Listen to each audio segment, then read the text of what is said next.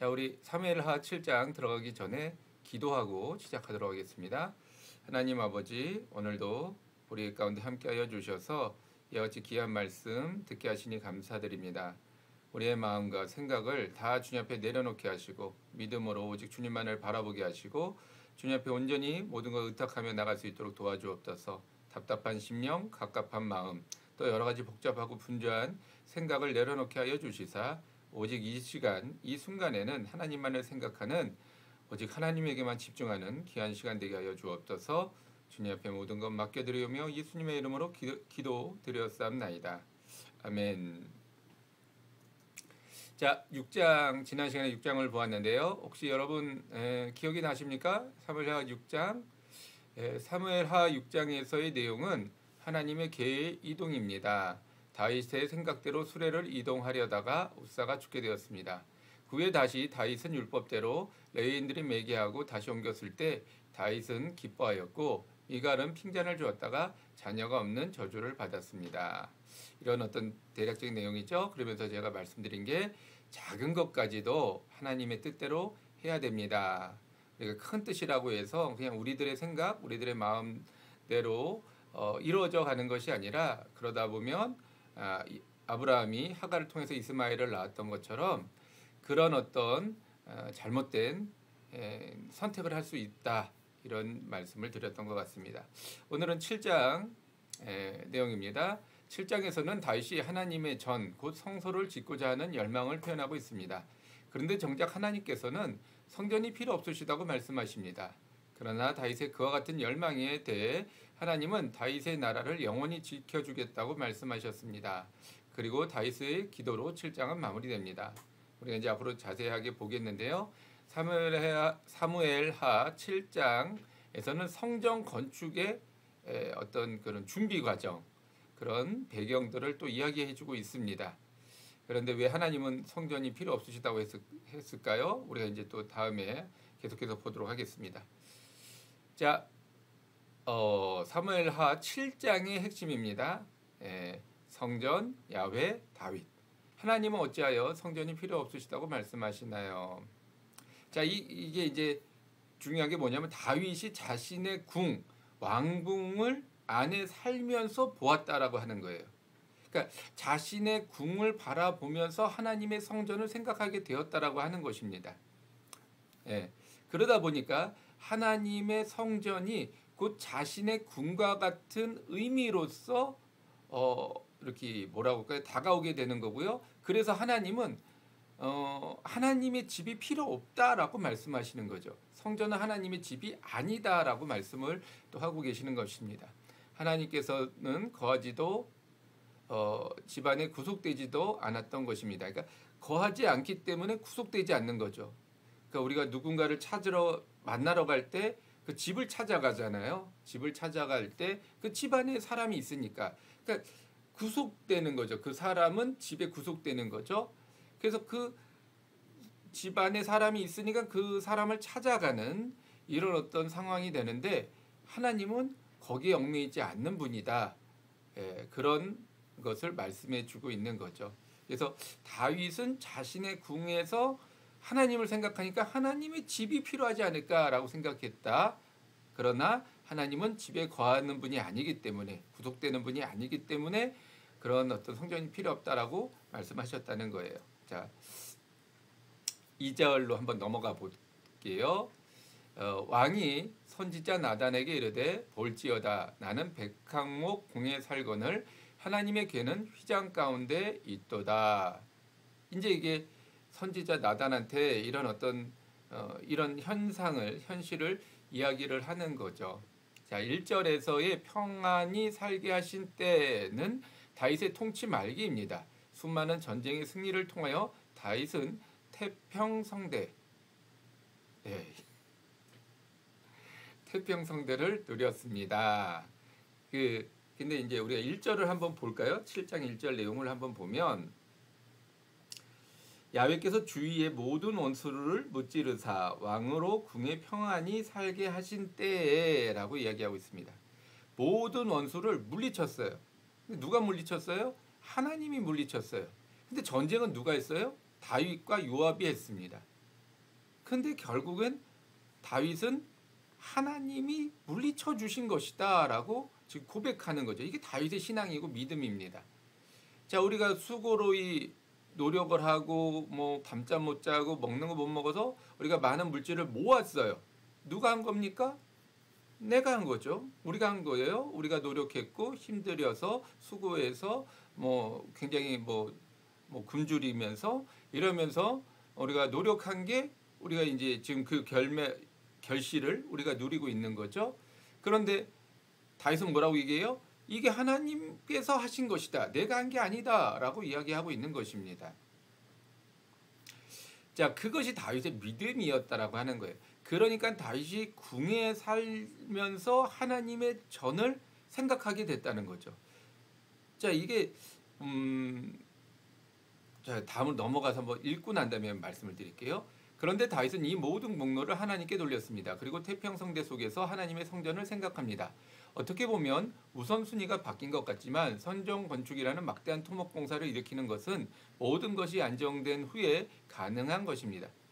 자, 전쟁 가운데 지금 이 백성들도 같이 전쟁에 동참을 하잖아요. 전쟁 가운데서는 뭘 다른 일을 할 수가 없습니다.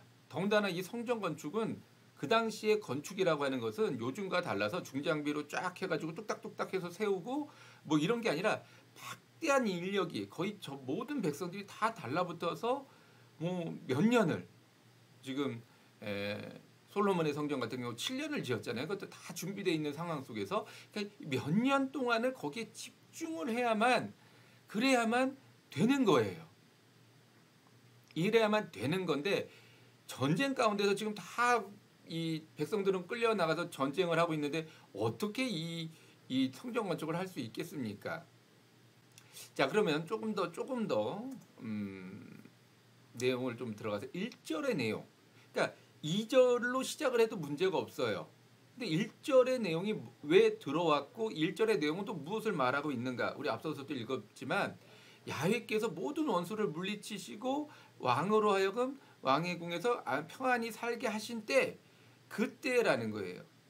그때 다윗이 비로소 성전 건축에 어떤 소망을 갖게 되었다라는 게 어떤 그 내용인데 그럼 1절의 내용이 왜 들어왔고 중요하냐면 하나님께서 우리나라를 안정되게 해 주신 것에 대한 감사의 마음으로 성전을 짓고자 했다라고 하는 거예요. 자, 우리가 지난 시간에도 봤죠. 아무리 큰 뜻, 하나님의 그런 큰 좋은 뜻이 있다고 해서 그냥 그것이 내 마음대로 내 뜻대로 그냥 막 이렇게 되어져지는 것이 아니라는 겁니다. 자, 우리 가령 한번 예를 들어볼게요.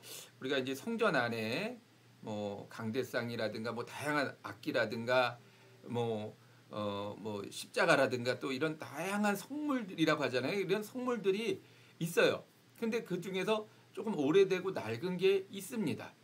그래서 이게 오래됐구나, 이게 낡았구나. 그래서 우리가 이걸 바꿔야 되겠다. 뭐 이거를 교체를 해야 되겠다라는 우리가 마음의 소망이 생길 수 있어요. 근데 그 의도와 목적이 그러니까 내가 생각했던 것이 과연 옳으냐, 바르냐, 정말 하나님을 위한 것이냐라는 것에서 시작해야 이게 가능하다는 거예요. 뭐 아닌데 안 그런 분들이 더 많겠지만은 그 중에는 이걸 통해서 어떤 무엇인가의 소득의 목적, 물질의 어떤 목적을 이루고자 하기 위해서 이것을 바꾼다거나 교체한다거나 이런 어떤 용도로 사용되어진다면 이것을 바꾸겠다 한다면 하나님의 그 뜻도 아니고 하나님의 것도 아니라는 거예요. 그래서 1절이 중요한 것입니다. 1절의 그 순수한 다윗의 의도로 말미암아 2절이 나온 것이고 그 2절로 또 선지자 나단에게 물어봄으로 인해서 이 성전 건축을 하나님의 뜻인지 재차 확인하는 이런 어떤 과정을 거쳤고 또 그런 과정 속에서 하나님은 난 필요 없다라고 하셨지만 정작 다윗을 하나님의 어떤 그런 놀라운 축복으로 인도하는 그것이 1절의 그 순수한 의도부터 시작되었다라고 하는 것. 이것이 중요한 것입니다. 우리가 교회라고 해서 또는 성물이라고 해서 우리가 무조건 좋은 것, 값진 것, 비싼 것 또 이렇게 하는 것도 좋지만 그 의도와 목적이 정말로 순수하고 온전한가? 그럴 때 그게 비로소 성물로서의 의미가 담겨져 있는 거죠. 자, 다윗이 선지자 나단에게 성전 건축을 물어본 뜻은 그거예요. 나는 이런 어떤 마음이 있는데 혹 이것이 나의 어떤 욕심인지 나의 어떤 통치 수단의 방법인지 이런 것들 때문에 선지자 나단 당시 하나님 앞에 그렇게 거룩하게 쓰임받고 있는 사람에게 하나님의 뜻을 물어보았다라고 하는 것입니다. 맞는 것이냐? 자, 다윗은 작은 것까지도 하나님께 영광을 돌렸습니다. 그리고 성전 건축이란 큰 뜻조차 하나님께 물었습니다. 1절에서 그렇게 하나님 앞에 자기가 전쟁하고 죽을 고비, 어려운 고비 다 넘기면서 해왔지만 결국엔 그걸 하나님께 영광으로 돌렸고 또한 그것이 또한 성전 건축으로 이어질 때 이것이 나의 혹시 사사로운 뜻은 아닌가라고 하는 그런 또한 확인을 재차 했다라고 하는 거죠. 이렇게 오타가 많을까요? 참.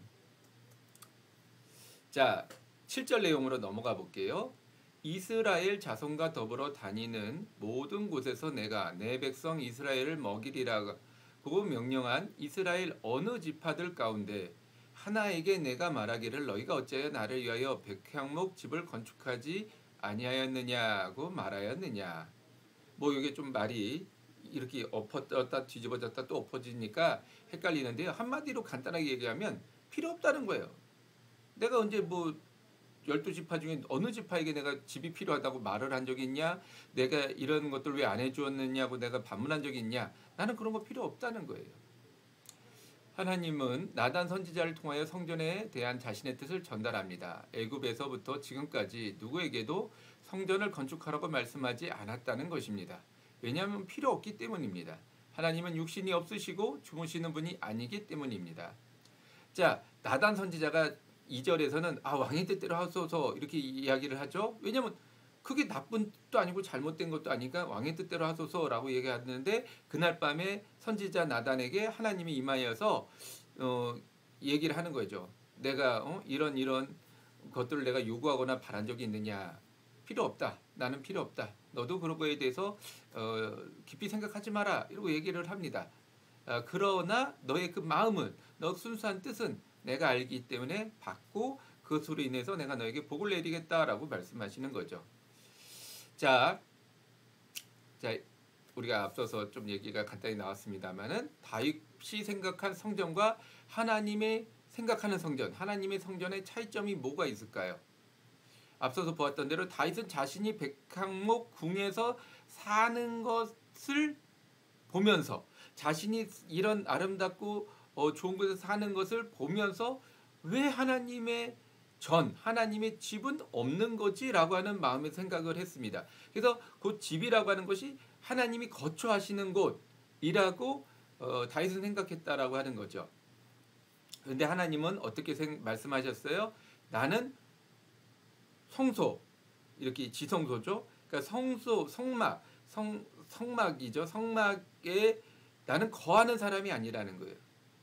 거기는 내 상징인 법궤가 있지만 나는 거기에 머무르는 사람이 아니라는 거죠. 그렇기 때문에 성전이 필요 없다는 거예요. 성막도 이 법궤가 들어갈 공간인 거지 거기는 내 집이 아니라는 거예요. 내가 머무는 곳이 아니라는 겁니다. 그러나 하나님께 성전을 허락하신 것은 내가 거기에 머물겠다라는 뜻이 아니라 내 법궤가 거기에 존재하는 곳이고 또한 나의 어떤 임재의 흔적의 장소라는 것이지 거기가 내가 머무는 곳, 거기가 내 집이 아니라고 하는 것입니다. 그래서 성전이 있으나 성전은 별로 중요하지 않다라고 하는 것. 자, 이런 어떤 차이점이 있다라고 하는 것을 여러분들이 꼭 기억을 하시겠습니다. 그래서 우리가 지금 교회라고 하는 것도 하나님의 임재의 흔적의 장소입니다. 임재하시는 곳이 아니라는 거예요. 임재한다라고 말을 한다면 자칫 잘못하면 하나님이 여기에만 임재하는 것처럼 느껴질 수 있습니다. 하나님은 그렇게 구속되는 분이 아니에요. 교회에 임재도 하시지만 집에도 거리에도 하다못해 음침한 골짜기에도 하나님은 임재하실 수 있는 분입니다. 어디나 하나님의 발등상이고 어디나 하나님의 보좌가 될 수 있다라고 하는 거예요. 그래서 우리가 교회를 중요하게 생각해야 되지만 지나치게 교회에 집중적으로 생각을 하다 보면 마치 교회가 하나님의 임재의 장소인 것처럼 우리가 착각할 수 있다라고 하는 겁니다. 하나님은 그런 분이 아니시라는 거예요. 자, 그러면 하나님은 어디에 계세요? 아까 말씀드렸죠? 어디에나 어느 곳에나 하나님은 임재하시는 곳입니다. 계시는 분이에요. 그래서 누구에게도 임할 수 있는 거죠. 길을 가다가도 하나님 만나기도 하고 죄를 짓는 그 범죄 현장에서 하나님을 만나기도 합니다. 그래서 하나님은 어디에나 계신다라고 하는 것, 그것을 여러분들 꼭 기억하시기 바라겠습니다. 우리는 인간의 한계를 가지고 있습니다. 그 중에 한 가지가 생각의 한계입니다. 그것을 벗어나야 하나님의 생각이 보입니다. 우리는 하나님의 뜻을 알고자 하죠. 그런데 그 하나님의 뜻을 우리의 생각으로 알려고 한다는 거예요. 정말로 하나님의 뜻을 알고자 한다면 우리의 생각을 내려놔야 되는데 내 생각 안에서, 그러니까 다윗이 어떻게 했어요? 나는 백항목 궁리에 사는데 하나님의 성전은 왜 천막일까? 성막일까? 크게 나는 좀 이해가 안 돼. 나는 그래서 하나님의 전을 짓고 싶어 라고 생각을 하는 건 내 생각이라는 거예요. 그리고 선지자 나단에게도 그걸 물어보죠. 왕의 뜻대로 하옵소서. 그러니까 선지자 나단도 자신의 생각 안에서 그걸 또 판단을 했습니다. 그래서 하나님이 아니다라고 선지자 나단에게 또 다시 찾아오셔서 말씀을 하고 있는 거예요. 그러니까 우리의 생각을 하나님 앞에서는 뭐 인간들 앞에서는 생각 내려놓으면 안 되죠. 정신줄 내려놓는 거니까 그건 안 되고 하나님 앞에서는 내 생각을 내려놔야 돼요. 하나님 이게 옳습니까? 이게 맞습니까? 라고 물을 때 내 가치관, 내 생각, 내 고정관념을 다 내려놔야 돼요. 그래야만 하나님의 생각이 보이는 것입니다. 그게 근데 잘 안 되죠. 우리 인간이니까 더군다나 나이가 들어가면 들어갈수록 점점 더 내 고집이 세지고 내 생각이 앞서다 보니까 안 보이는 거죠. 그래서 우리가 뭐 새신자 때, 초신자 때는 하나님의 은혜를, 하나님의 사랑을 이야기하지만 나이가 들면서 직분이 올라가면서 자꾸 그게 안 보이는 이유가 내 생각이 굳어지기 때문에 그렇습니다. 내려놔야 돼요. 그게 훈련입니다. 철저하게 훈련을 받으셔서 여러분들의 생각을 내려놓고 하나님이 뜻하시는 바가, 말씀하시는 바가 무엇인지를 넓게, 깊게 우리는 바라봐야 하는 것입니다. 자, 13절로 넘어가 볼게요. 그는 내 이름을 위하여 집을 건축할 것이요 나는 그의 나라 왕위를 영원히 견고하게 하리라. 드디어 이제 하나님께서 내 성전을 짓는 것을 허락을 하십니다. 그런데 다윗이 아니라 누구예요? 그의 자손을 통해서 이와 같이 하시겠다라고 말씀하시는 거예요. 역대상 22장 8절의 말씀은 다윗이 성전 건축을 하지 못하는 이유를 피를 많이 흘렸기 때문이다라고 말씀하였습니다. 그래서 그의 후손이 성전 건축을 하게 되는 것입니다. 이제 우리 뭐 잘 알고 있는 내용인 거죠. 다윗의 손으로는 수많은 전쟁들을 통해서 많은 피를 흘렸기 때문에 그 피가 비록 악인들의 피라 할지라도 생명을 해야 하는 일을 했기 때문에 성전을 짓는 데는 성전은 생명을 살리는 곳이잖아요. 그것에 맞지 않는다. 이율배반적이다. 아니다. 라고 해서 피를 흘리지 아니한 그리고 그 너의 자손을 통해서 그것이 곧 너를 통한 것과 같은 의미다 라고 말씀하는 거죠. 그래서 너의 자손을 통해서 성전 건축을 이룰 것이다. 그리고 너의 나라 또 그의 나라가 영원토록 함께 할 것이다. 견고하게 할 것이다 라고 하나님이 약속을 주시는 것입니다. 자, 한번 볼까요? 8절부터 12절까지는 성전 건축을 생각한 다윗을 축복하는 말씀입니다. 하나님을 생각하는 마음만으로도 하나님은 놀라운 축복을 내려주시는 것입니다. 우리는 얼마나 하나님을 생각하고 있습니까? 다윗이 우연히 성전 건축을 생각했을까요? 아닙니다. 그렇죠? 어느 날 갑자기 이렇게 앉아있다가 저기가 뭐 이렇게 눈앞에 뭐 성막이 보이겠죠? 이렇게 성막을 보면서 성막이 있네.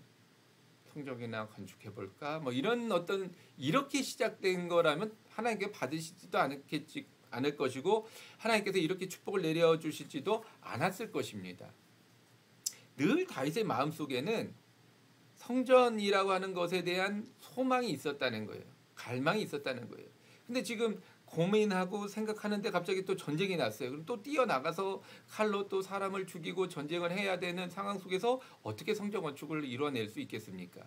안 되는 거죠. 비로소 모든 것이 평탄해진 그때 가서 비로소 이렇게 나는 성전 건축을 하고 싶다라고 이와 같이 말로 하고 표현을 했던 것입니다. 자, 다윗의 축복. 지금 뭐 너의 나라를 내가 견고하게 하고 너의 원수를 내가 멸하며 너의 생명을 지켜줄 것이다 라고 하시면서 그 자녀들의 나라까지 내가 영원토록 함께 해줄 것이다 라고 하는 그 축복. 뭐 제가 뭐 성경을 다 배우거나 알 건 아닙니다만은 아마 뭐 이런 축복은 흔하지 않은 것 같아요. 아마 전무후무하지 않을까 생각이 듭니다만은 이런 축복 여러분 받으시기 원하십니까?